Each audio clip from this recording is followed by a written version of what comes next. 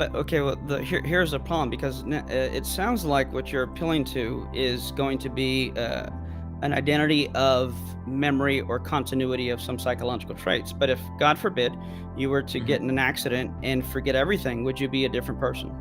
Yes, absolutely. I wouldn't know who that was. So you would cease to exist, and another lookalike Danny would come into Yeah, existence. look, if I was a mad scientist and kidnapped you, Eric, and I erased all your beliefs, desires, hopes, and dreams, every bit of them, and I replaced it with mine, I've destroyed you. So on one hand, you have some kind of physicalist that says my mental state is grounded by some brain state, and you're saying, well, my mental state or my mind is grounded by some soul state. And so I'm saying that it's the same kind of what if you're going to be critical of a physicalist doing that, then I think that we should consider revising. Yeah, well, the reason I'm critical of that is not because of the move they made, but it's because I disagree with their position. So, in other words, because there has to be a self that possesses the mind. There Why has is to be that true? something ground. Well, because what if you say I have this belief, then what is the I? I mean, that's kind of the topic under consideration. Now, if I can respond to what you asked about the reason I would fault the physicalist for saying that my brain is what possesses or grounds my mental states is because if that is what they're going to identify as the I, if I am a brain, then they're going to have to bite the bullet of the implications of something like not having identity to change or But they're not being saying I'm a individual. brain. They're not saying that I'm a No, brain. They're I know. saying that okay. Well, okay. Well, maybe I misunderstood you. If whatever possesses consciousness is going to be you. So maybe I can ask it this way: when you say the word "I," what are you referring to? So if I say I might just be talking about my consciousness. I don't think I am grounded in anything, right? I don't know what that means, honestly, in Okay, this case. so let's okay, so when this would have to be an "is" of identity, is what I'm referred to. If you say, "I am my mental states," don't you constantly change mental states? Not always. There's some mental states that remain, some memories and beliefs that remain since childhood, and I use those to understand But identity through time. but are they not either adding or leaving or changing? I mean, you've changed your mind in the Certain mental past, right? states Even if don't, you've right? So, well for instance, well, my ho mental state. Go ahead. Go ahead. you haven't gone from feeling hot to feeling cold? Sure, right, but that's not that I don't take that's not what I call an identitarian commitment, right? I'll have to give you an example of something that grounds myself, right? And maybe the closest sense of grounding that might make sense.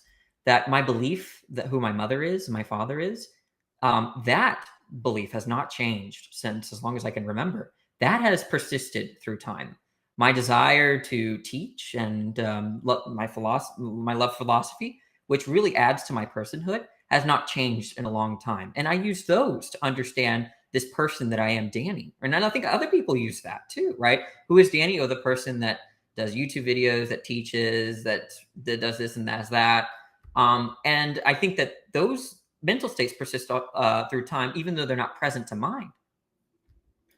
But okay, well, here's the problem because it sounds like what you're appealing to is going to be an identity of memory or continuity of some psychological traits. But if, God forbid, you were to Mhm. get in an accident and forget everything, would you be a different person?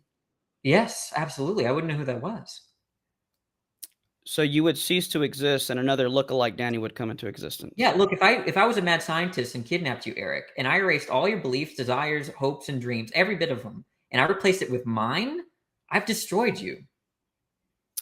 No, so yeah, so then I guess this is where the disagreement would come about, and this is where I would say that the price tag or biting the bullet that you would have to take because Danny at this age, at your age right now, did not have the same beliefs and memories as Danny as even yesterday or 5 years old. No, I do So, have some beliefs that are remain. My belief what? that who my mother is. But time out. Let me maybe I should clarify. Okay. Let's say Danny at 5 years old has 10 beliefs. And Danny at 6 years old has added another set of beliefs to his 10. Now there's 11. These are not the same bundle and set of beliefs. There may be overlapping similar ones, but you and I may share some similar beliefs. It doesn't mean we're the same person. So if you're Mhm. going to identify the I with a certain set of beliefs, then when you add or change or take away, now you have a new person, which means you're going to constantly be changing and ceasing. There's going to be a constant Danny lookalike ceasing to exist and coming into existence. And I think that's a price tag for that, for your position.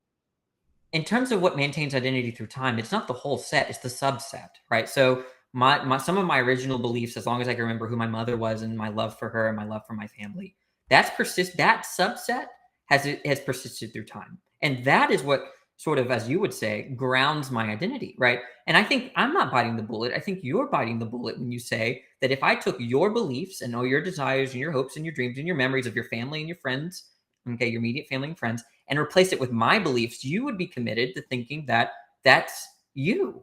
Is it the case that you kind of do grant what Eric is after here with this point, which is that, yeah, I mean, it's entirely not only plausible, but it seems like you might say it is the case that we are dynamic in precisely this way. We change all the time, not only our physical makeup, but also whatever you want to call the mental beliefs and things like that. We're constantly in flux.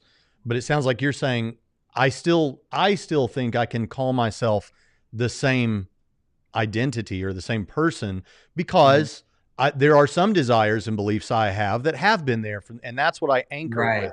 But doesn't it sound kind of like you are granting what Eric, I think, is trying to get after? No, and let me try to argue why I don't think so. Take this Dr. Pepper, right? This Dr. Pepper has all these set of properties, right? Now, a substance theorist is going to say that there's something that bears the properties. There's something that possesses the properties of the Dr. Pepper, right? And what Eric is saying that if I strip away all these properties, the redness, the size, the shape, the lettering, everything, that there's something left over, okay? But I'm saying that if you strip away all the properties, that's just indistinguishable from nothing, right? In the same way that if I take my mind, he wants to say that there's something about the self that bears the mental events, the mentality, right? The memories, beliefs, desires, whatever, right? And if you strip away all the mentality, you have something left over, and that's you. But I'm saying that if I understand all myself in terms of who I love and what my deepest interests and hopes and dreams and memories, right? If someone took those away, that apparently I'm still there, and then replaced it with Eric's beliefs, right? And Eric's deeply held darkest secrets, commitments, whatever memories, it just seems like you've destroyed Danny and you put Eric in, right?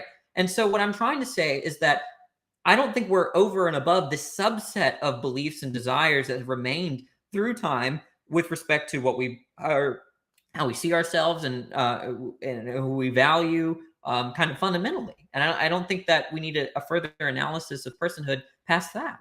Well, yeah.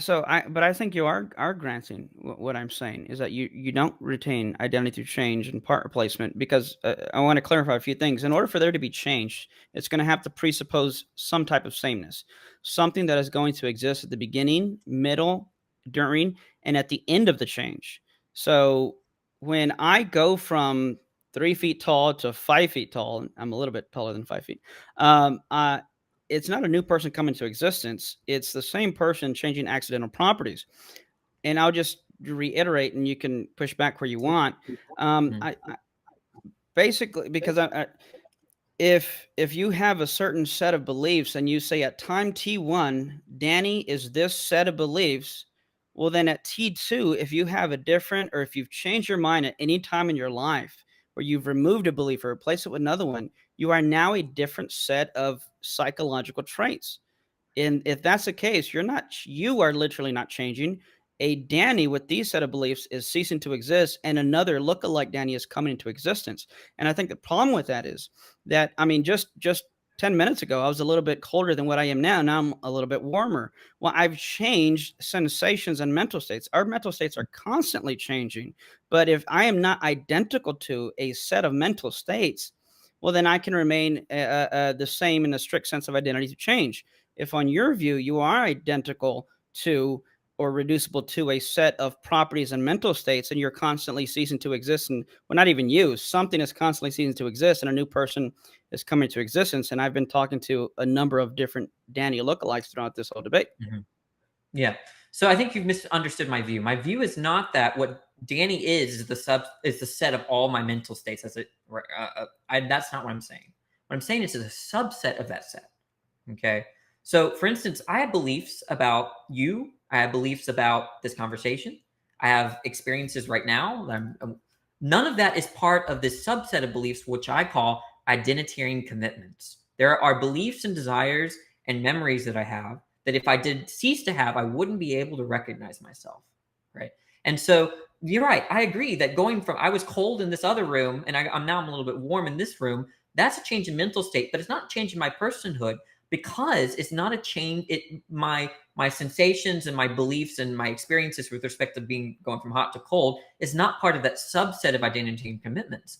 Most identitarian commitments are going to be beliefs like who your mother and father was, who you love fundamentally. I think Christians should really understand this too, right? This concept of being reborn in Christ, right?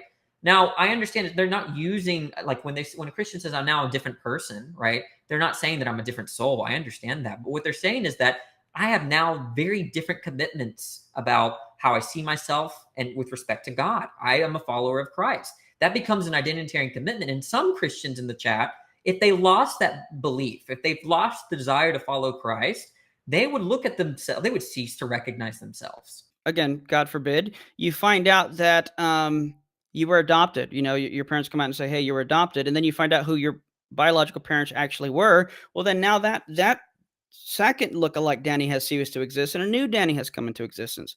And then with regards to even the save thing, no, I am the same person. Because we're talking about a strict sense of identity, not a popular loose sense of identity. If I am not the same person who was once a sinner and got saved by grace through faith, not by my own work, so anyone can boast, then God did not save me. That person ceased to exist, and He created another person that was saved.